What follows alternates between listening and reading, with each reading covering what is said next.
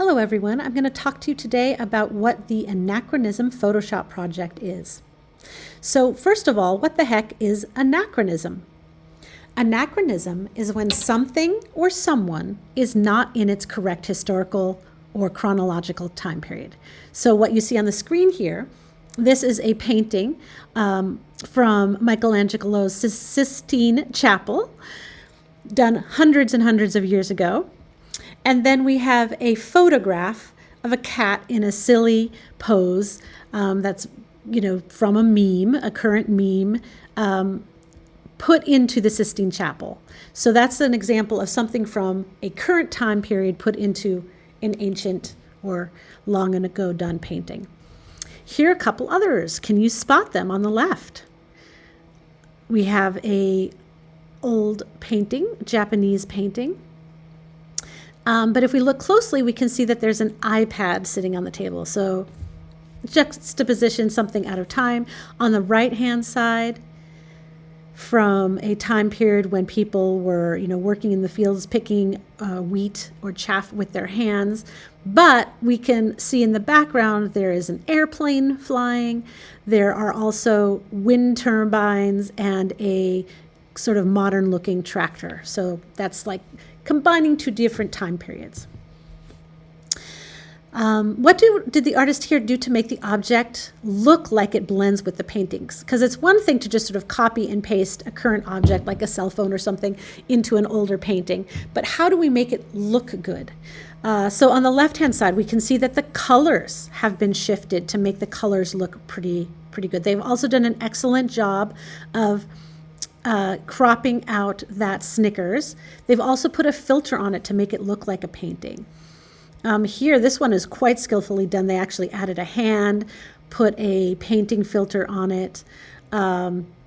Think carefully about the scale, the size, the placement. This guitar is really well done where the neck of the guitar is actually in the person's hand. It looks like a Beethoven actually painting with the fingers going in front of it. So thinking very carefully about how to place parts of the painting in front of and behind of the object to fully integrate it. So we just talked about size. Angle is really important too. You might have to skew the angle of things. You might filter, you might blend. Think about shadows. You need to add shadows if appropriate.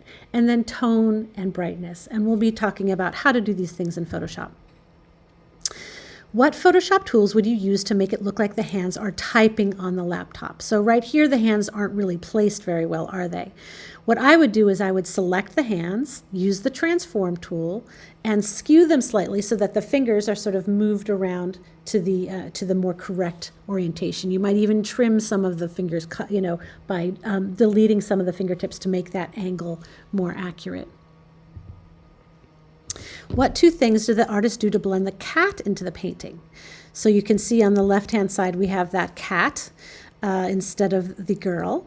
And some things that made it work really well is we have the cat paw like basically reaching around from behind. So you want to think about, again, what's going behind and what's in front of. And then also some of these little flowers from below or from the dress are copied and pasted and put on top of the cat here so that it really integrates the cat into the painting. Also, those gold tones of the cat were probably adjusted a little bit to make those orangey and gold tones work really well with the painting. What helps the duck blend in with the waves? It's because that wave is put in front of the duck. And you can do that by literally just erasing that part of the duck to make it look like it's behind the wave. What Photoshop tools do you think Kelton used to make it look like the duck is behind the wave? I think he used the eraser tool. He also could have copied and pasted a wave, selected this wave, copied and pasted it, and then put it in front of the duck. What could be done to make the airplane stand out more? Maybe an outline could be put on it, because do you notice how in the rest of this artwork there are those clear outlines? Maybe you could put lines going from behind it. Maybe some of these even sort of cloud-like shapes sort of in front or behind it to make it look like it's more part of the painting. What Photoshop tool do you think Hania used to make the paintbrush texture on the dinosaur? And I think she used a filter.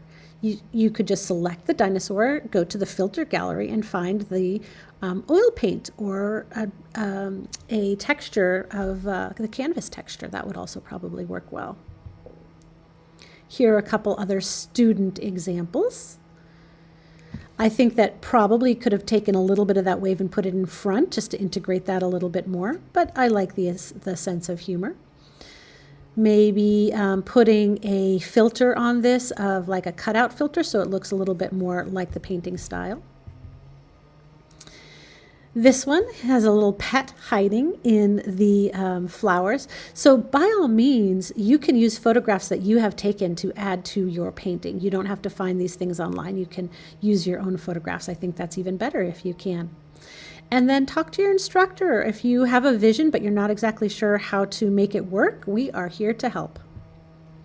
So step one, you need to find a work of art in Google, or Google Arts and Culture actually has a website that's literally hundreds, if not thousands, of paintings, famous paintings. So you can click on that link, and I'll put that into our onto Google Classroom. So depending on how you find this image, if it's just in Google search, you probably can literally copy and paste it right into Photoshop. You might have to take a screenshot depending on the website you're on. Maybe you want to download the image and then open it in Photoshop. However you want to do that, just get it into Photoshop.